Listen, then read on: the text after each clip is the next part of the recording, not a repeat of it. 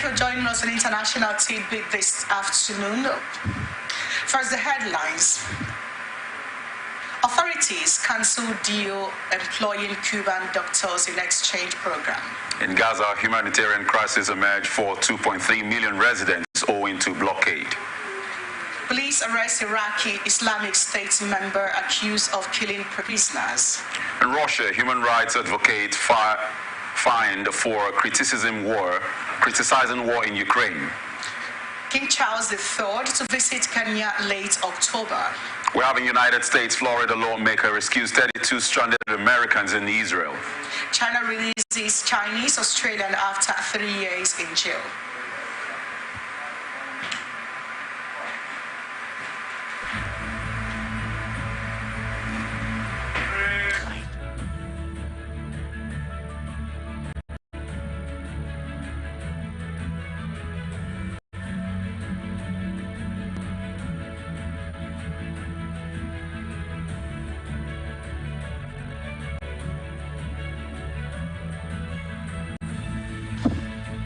Thank you for staying with us on International Tidbits.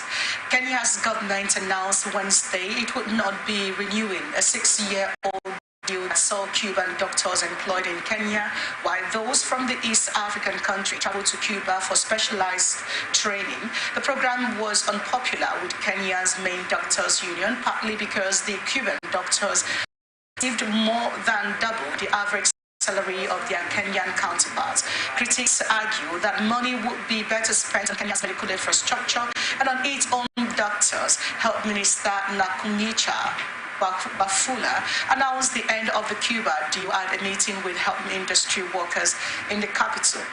Nairobi was met with applause and shout of yes, yes. Bafula said the ministry would ensure that the country's workers are well taken care of. Under the deal signed in 2017, 50 Kenyans were sent to Cuba to undergo specialized training, while 100 Cubans were dispatched to country-level hospitals in Kenya to help improve services. The move was heavily criticized at the time by legislators and the Kenyan Medical Practitioners, Pharmacists and Dentists Union, which said it was a waste of resources when the country was struggling with thousands of unemployed doctors and specialists. The union said the money used to pay the Cuban doctors high salaries could have been used to hire Kenyan doctors or to buy medical equipment for local hospitals, which often lack basic facilities and medicines. Kenya's Salaries and Remuneration Commission has said that each Cuban doctor was paid a monthly salary of about $5,300, while local doctors in the same category received between $1,600 and $2,300. The Cuban doctors also had better travel and housing allowances. Doctors and nurses in Kenya have often gone on strike, demanding better pay and working conditions. The United Nations top human rights body voted Wednesday to establish a fact-finding mission to probe allegations of abuses in Sudan's month-long war. Sudan was engulfed in chaos in mid-April when,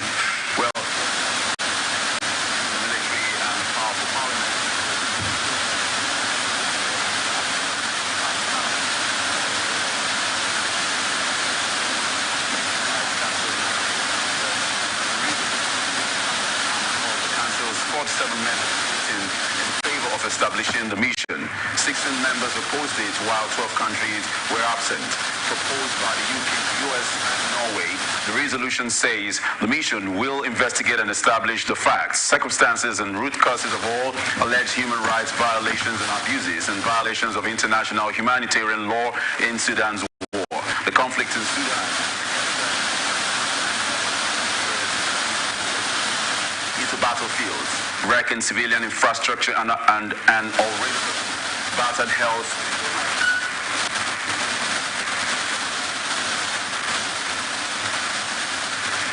an already battered health care system. Left without basic supplies, many hospitals and medical facilities have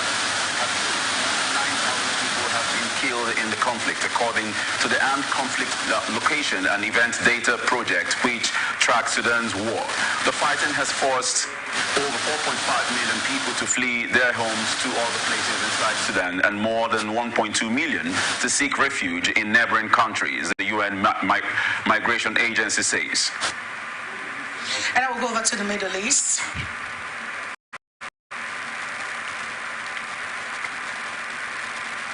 Iranian President Ibrahim Raisi and Saudi Crown Prince Mohammed bin Salman discussed the Palestinian-Israeli conflict on Wednesday in the first telephone call between the two leaders since a China brokered deal between Tehran and Riyadh to resume ties.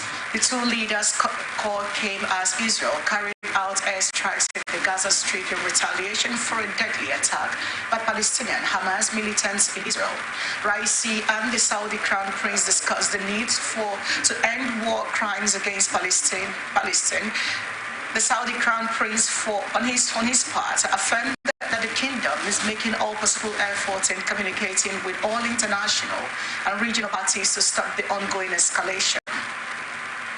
According to Saudi state news agency SPA, said he also reiterated Saudi Arabia's rejection of targeting civilians in any way.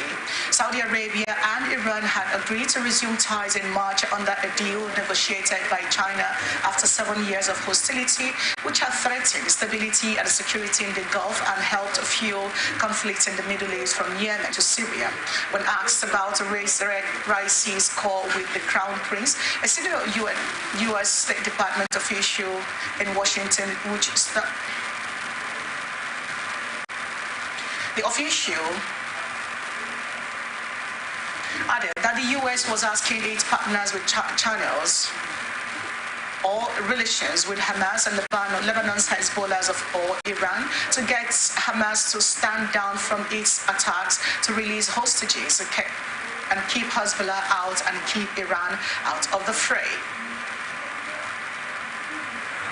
With communities across the Gaza Strip already laid to waste by a relentless barrage of airstrikes in retaliation for the Hamas surprise attack on Israel, conditions for Palestinians grew even more there on Wednesday when the only power plant ran out of fuel, leaving the territory with no electricity and running water, officials said.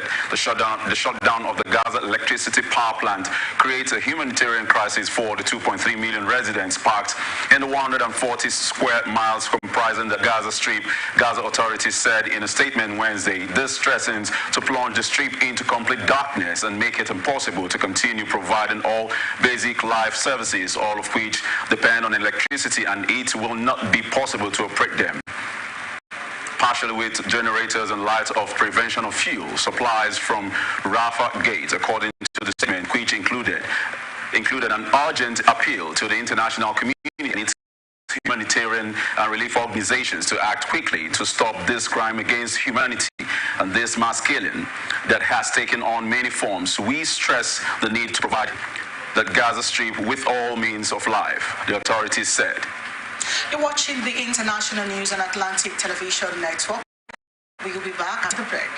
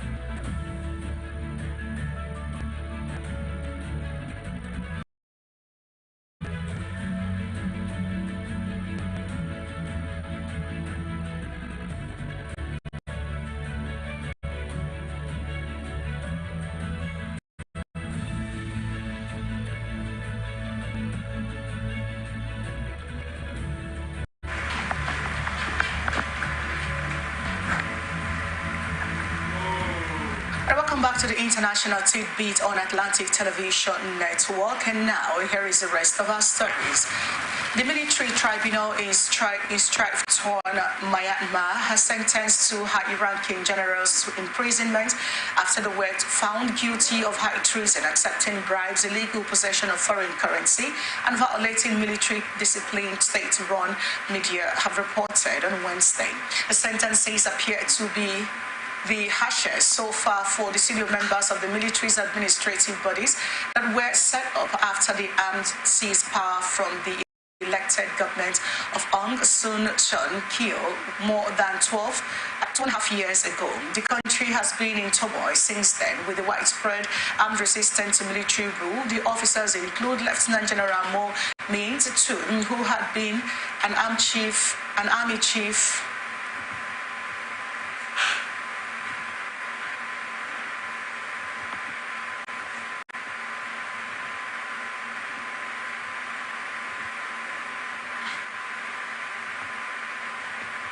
The officers include Lieutenant General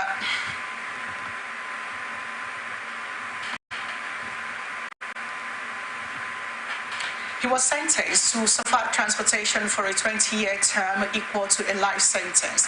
Transportation is an archaic legal term meaning banishment to a remote place, usually a penal colony.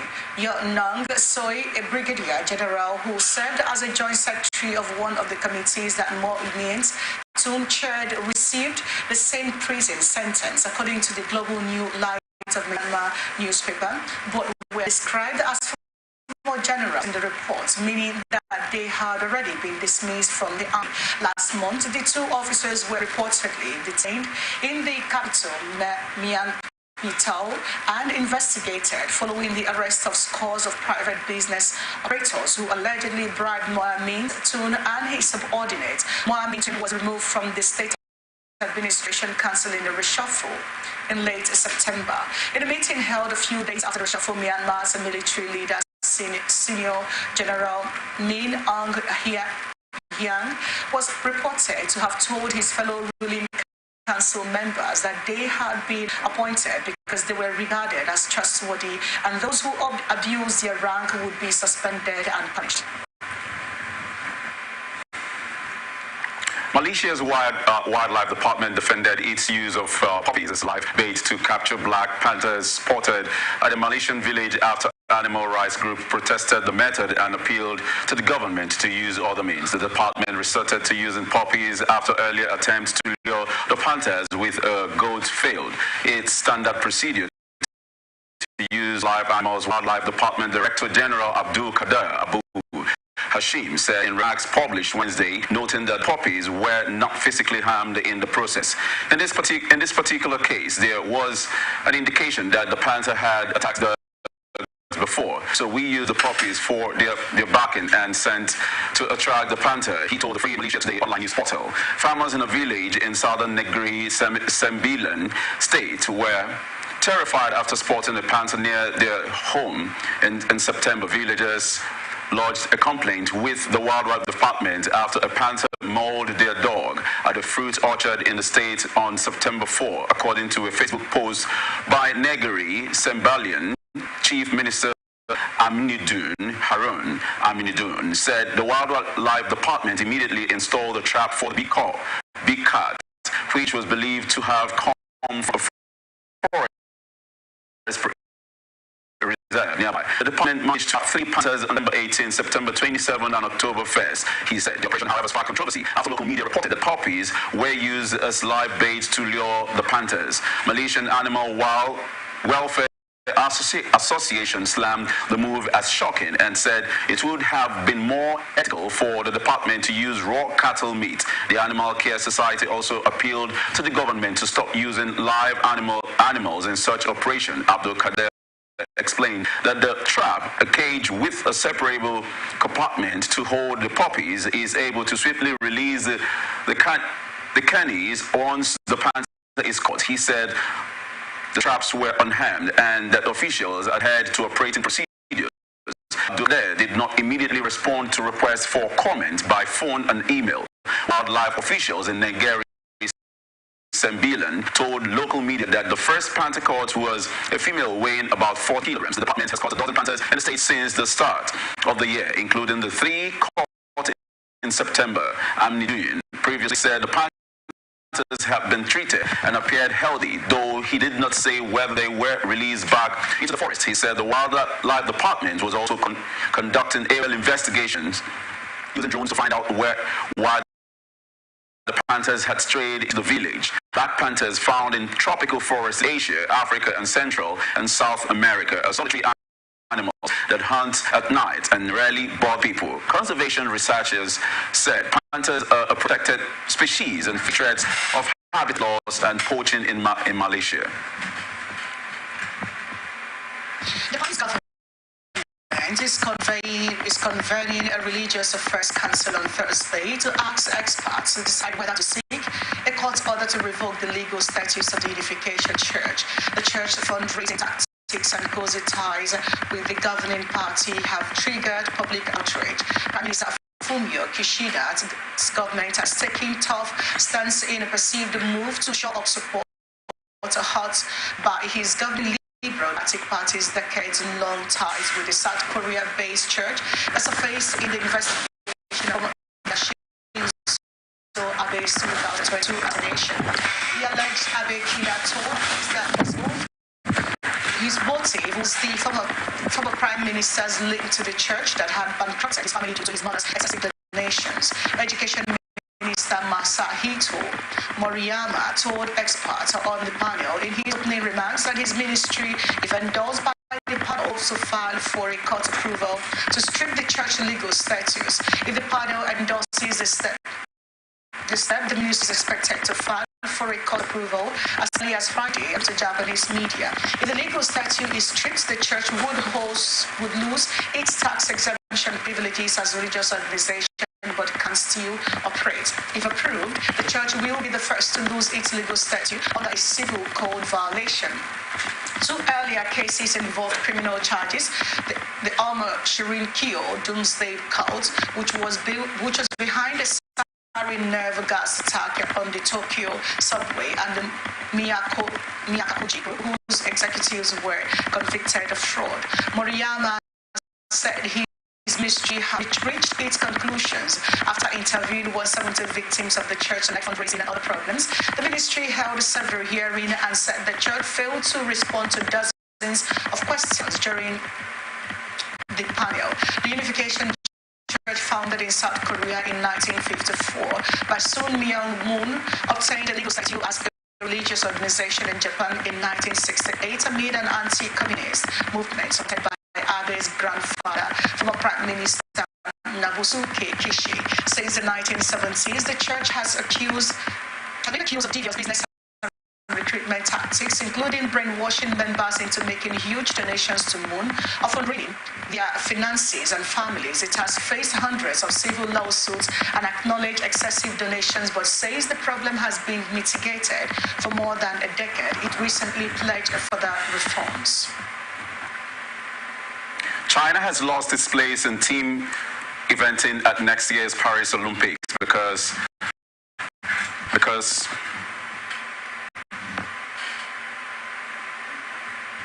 the hearse of a three-time Olympian was found to have a controlled medication in its system. Japan will replace China for the equestrian competition at the Palace of Versailles. The International Equestrian Federation on Wednesday, the Chinese team lost an Olympic qualification place at a competition in Ireland in June because a controlled substance was detected in the horse ridden by Alex Ho Tian. China had finished second to Australia to secure an entry in the 16-nation team eventing at the Olympics. Japan, which placed third in Ireland, rose to second when He Tian's result was removed.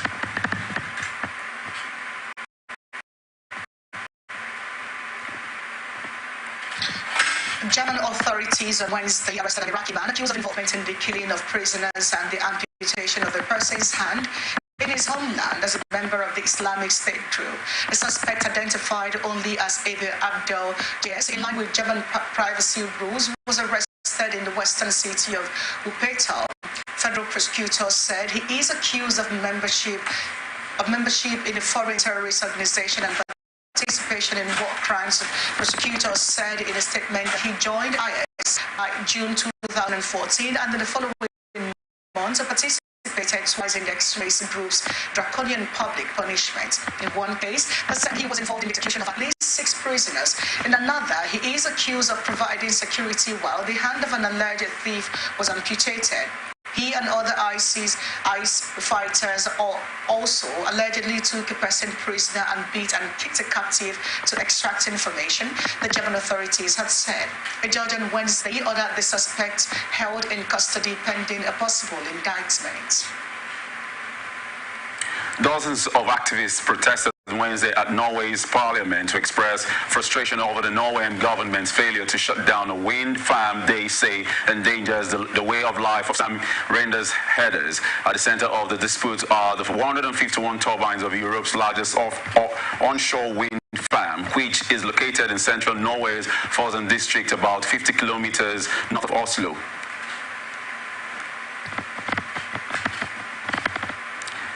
The activists say a transition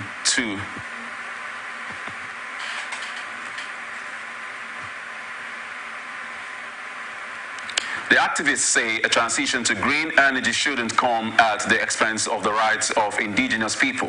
They have demonstrated repeatedly against the wind farm's continued operation since the Supreme Court of Norway ruled in October 2021 that the constitution of the turbines had violated the rights of the Sami, who have used the land for reindeer for centuries. A group of about 20 Sami, many dressed in traditional garments, entered the parliament building and started chanting in a central hallway. Press said some protesters chained themselves outside the building and had gathered on the main street leading up to Norway's parliament. The StarTimes Prime Minister Jonas Gahr Støre has acknowledged ongoing human rights violations, and the government has repeatedly apologized for failing to act despite the Supreme Court's ruling. Energy Minister Terje Aasland wrote Wednesday on Facebook that it was the Norwegian government's responsibility to find a solution. However, the demolition of all wind turbines at Fosen now, as the protesters demand, is not relevant. Aasland wrote, the protesters want the windmills removed from their land. A Swedish court on Wednesday fined climate activist Greta Thunberg once again for disobeying police during an environmental protest in July in southern Sweden. The Malmö District Court ordered her to pay a 2,250 krona fine. Thunberg, who already had been fined for a similar offense, took part in July 24th environmental protest at an oil terminal in Malmö, where activists temporarily blocked access to the facility by sitting down and were removed by police. On September 15th, she was charged with disobedience to law enforcement for refusing to obey police asking her to leave the scene. She then was dragged away by 2 uniformed officers. Thunberg, 20, has admitted to the fact but denied guilt, saying the fight against the fossil fuel industry was a form of self-defense due to the existential and global threat of the climate crisis. We have the science on our side and we have morality on our side. Nothing in the world can change that, and so it is. And I'm ready to act based on the conditions that exist and whether it leads to more sentences, Berg said. On June 24th, the same court fined her $2,500, about $2,230, for refusing to obey police orders when taking part in a similar demonstration the previous month, where she and others blocked access to the same oil terminal days earlier and were removed by police. On Thursday, the Swede is due to travel to neighboring Norway to take part in protests with activists, including indigenous Sami.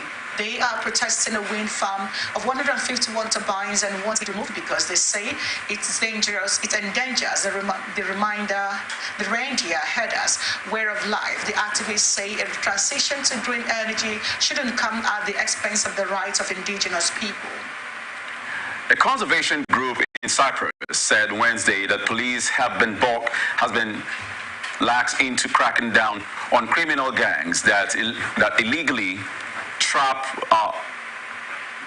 migratory songbirds to supply restaurants, although the coaching has declined overall. Tassos Shalis, a spokesperson for conservation group BirdLife Cyprus, said that even though the war on songbird poaching generally is being won, gangs with links to the country's criminal underworld continue to make serious money by trapping on an industrial scale and are doing so with impunity, according to the group's 2022 report. Trapping last year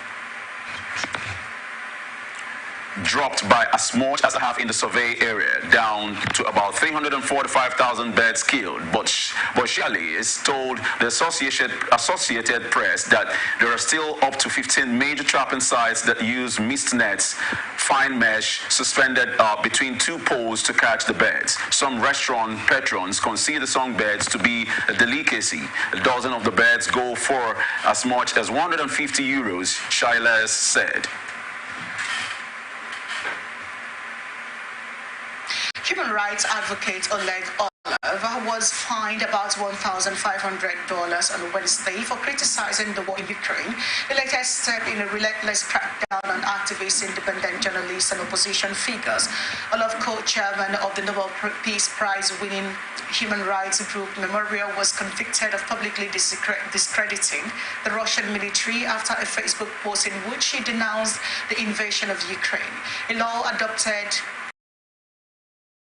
after the Kremlin sent troops across the border made it a criminal offense if committed repeatedly within a year. Orlov has been fined twice for anti-war protests before facing criminal charges. A Moscow court began hearing the case in March, and Orlov faced up to 5 years in prison if convicted.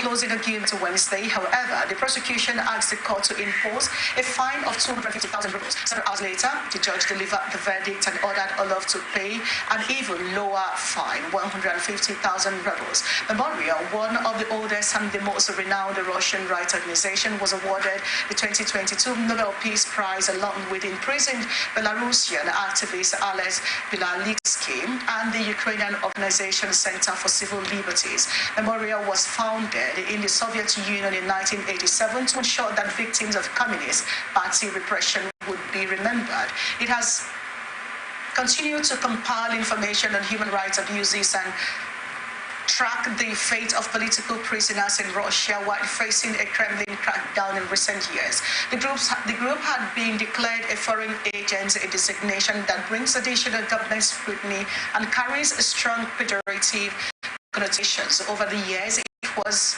ordered to pay massive fines for alleged violations of the foreign agents law. A court in Slovakia found Wednesday former President Andrej Kiska guilty of tax fraud and gave him a 2-year suspended sentence. The county court in the city of Poprad also handed him a fine of 15,000 euros, about $16,000. The verdict is not final, and his legal team said he planned to appeal it.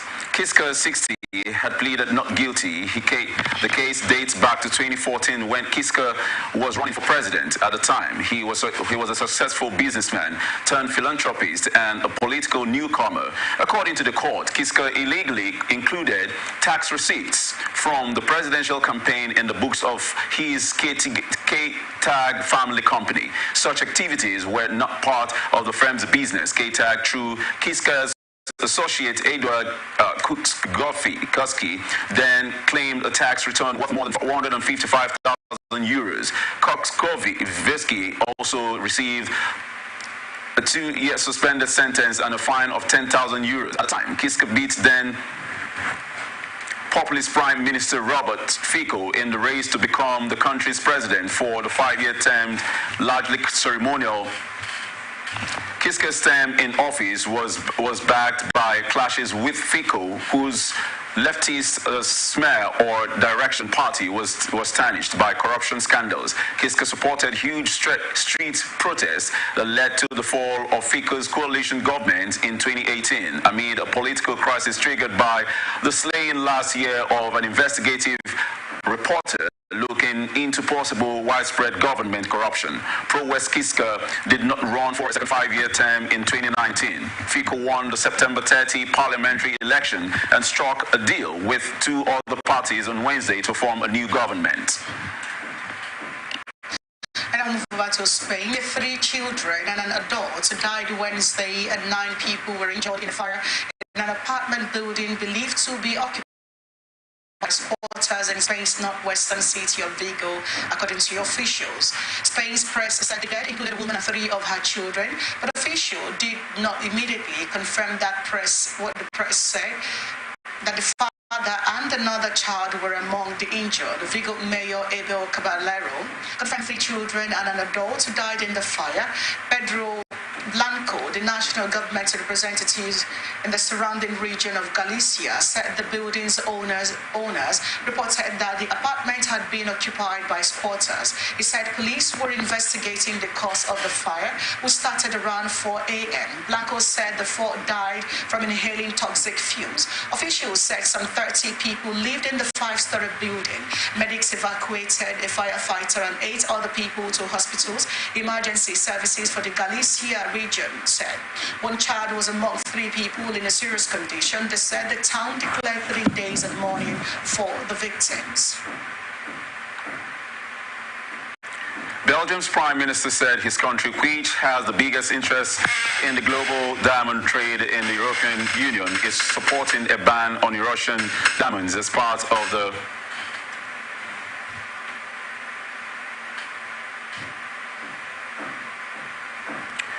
supporting a ban on Russian diamonds as part of sanctions targeting President Vladimir Putin's government for its war against Ukraine.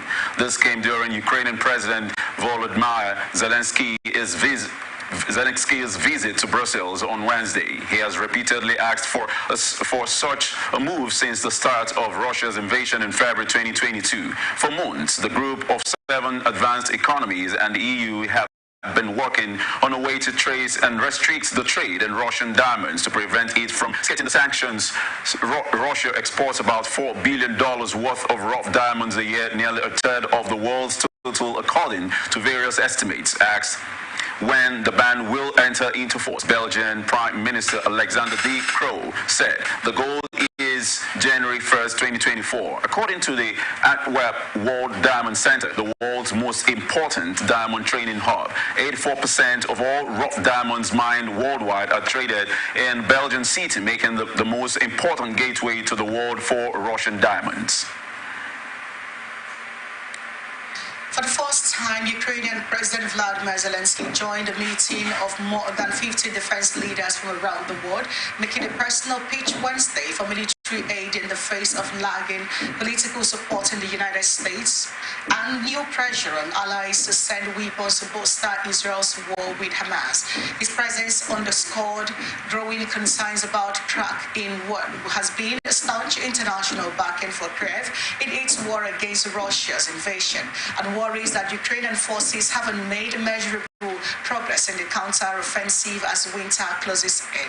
Asked about concerns that Ukraine could get less military support because of the Middle East conflict, Zelensky said there is a very understandable volume that the US and Europe can provide. Zelensky said he has asked that question himself, adding that he thinks nobody really knows what he is still assuming US and European support. As for the Israel complication, of course, he said everybody's afraid, and I think also Russia's counting on it. On that undividing support, Zelensky said in remarks at a news conference with Belgian Prime Minister Alexander De Croo. U.S. Defense Secretary Lloyd Austin dismissed suggestions that support to Kyiv could so far as the U.S. sends help to Israel. In terms of our ability to continue to support both the efforts in Ukraine and support the efforts in Israel, as well as absolutely we can do both, and we will do both, he said. The meeting of the Ukraine Defense Contact Group hosted by the US comes as Ukraine is seeking more troops on the ground from Russian forces before the muddy weather sets in. Political chaos in Congress has stalled approval of new Ukraine funding, and there had been a growing opposition among some lawmakers and any increase in his pending. Speaking as he entered NATO headquarters, Zelensky noted the Israel war and said Ukrainians understand such tragedy. But he was also quick to detail Ukraine's ongoing need for air defense systems and long range to push Russia out of our land. He said next Monday will mark the 600th day of our resistance to Russia's full-scale aggression against our people, against Ukraine. And today, he said, no one can say for sure how many more days we will have to defend our independence and to defend our identity. Zelensky told the gathering at the opening of the meeting, but he said we can already say several things which I think are important. First, Putin will not achieve Ukraine. Second, Russia cannot afford a new arms race. And third, democracy can win this battle. Austin told reporters traveling with him to Brussels that support for Ukraine continues unabated. He said a number of allies will announce they are sending additional weapons and other support to Kyiv. A key demand has been more on defense systems and munitions. France's highest administrative authority on Wednesday rejected an effort by rights campaigners to end what they allege is a systematic and generalized practice by French police of targeting black people and people of Arab descent for stops and checks. Local grassroots organizations and international rights groups had hoped that a favorable ruling from the Council of States could force deep reforms within French law enforcement to end racial profiling.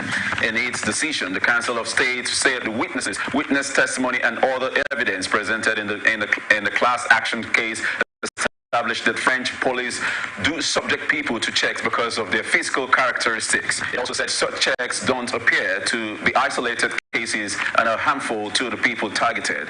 But the ruling said discriminatory checks aren't systematic or generalized. Plaintiffs expressed dismay, although some drew comfort from the ruling's recognition that discriminatory checks do happen and aren't rare. These high judicial authorities have failed to understand the violence and exclusion generated by these police practices. Issa Kaltebly, the head of a Paris youth association involved in the complaint, said in a statement, the face grabs the historic opportunity to improve the daily lives of millions of their fellow citizens, particularly those perceived as black and Arab, said Paulibe Valley, who is black. The Council of State is France's ultimate arbiter on the use of power by authorities. The plaintiff's law is police. It is a 220-page file that was full of examples of racial profiling by French police. The complaint was filed by Amnesty International, Human Rights Watch, Open Society Justice Initiative, and 3 grassroots organizations that work with youth, including Coulibaly's group. As a pass, the government has denied systematic discrimination by police. The non-governmental organizations took the case to the Council of State after the government failed to meet a 4-month deadline to respond to the opening salvo in the class action suit. The Council of State then held a landmark hearing on the case last month. King Charles III will travel to Kenya later this month for a state visit. Buckingham Palace said Wednesday in a trip that is full of symbolism. Charles' mother, the late Queen Elizabeth III, learned that she had become UK monarch while visiting a game-preserved East African nation in 1952. The state visit from October 31st to November 3rd will be Charles' first Commonwealth nation since he succeeded last year, underscoring the King's commitment to an organization that has been central to Britain's global power and prestige since World War II. Charles will be met by Kenyan President William Ruto when he arrives in capital, Nairobi.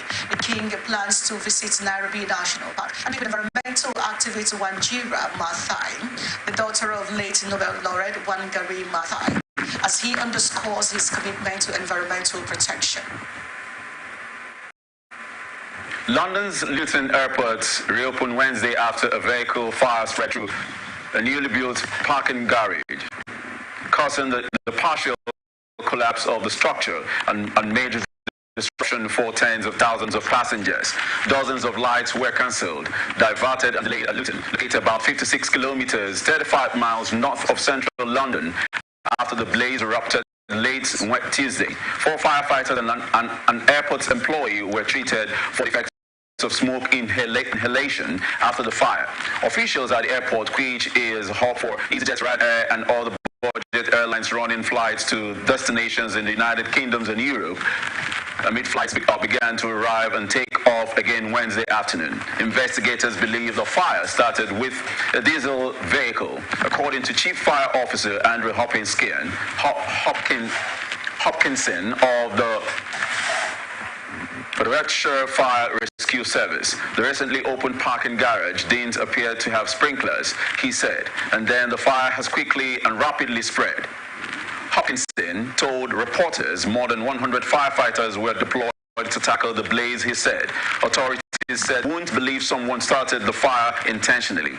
Some passengers had to sleep on the floor in the airport to wait at the nearby railway station after their flights were cancelled and delayed.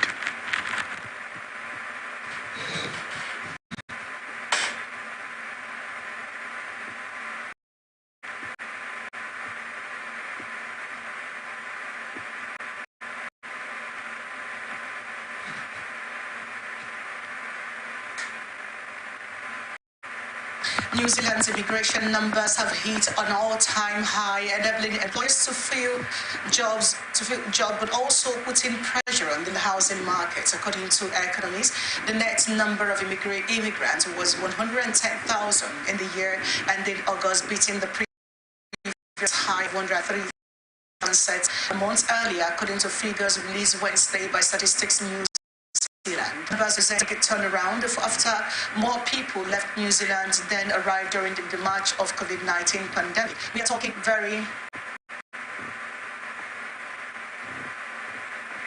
talking very, very big numbers for a small economy like ours, said Jared Kerr, chief economist at Q Bank. Kerr said the surge likely reflected pent-up demand that had built during the pandemic. He said it had come as a relief to employers who last year were having great difficulty finding skilled workers to fill vacant roles.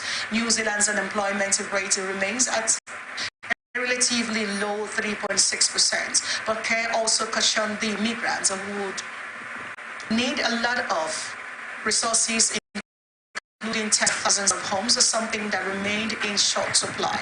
The figures show the greatest number of immigrants came from India, followed by Philippines and China. The total number of immigrants reached a record of 225,000 during the year, while the number of New Zealanders living also near the record levels at 115,000. The figure included a net loss of nearly 43,000 New Zealand citizens, many of whom were lured to Australia with offers of better pay.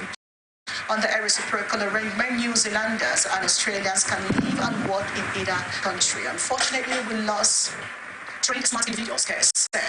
That is something that worries us. The figures were released 3 days before New Zealand holds a general election. Although immigration hasn't been a major campaign issue, but main parties have focused on the soaring cost of living, tax cuts, and crime. And that's the package we have for you today, international news. But before we go, here is another look at the major stories.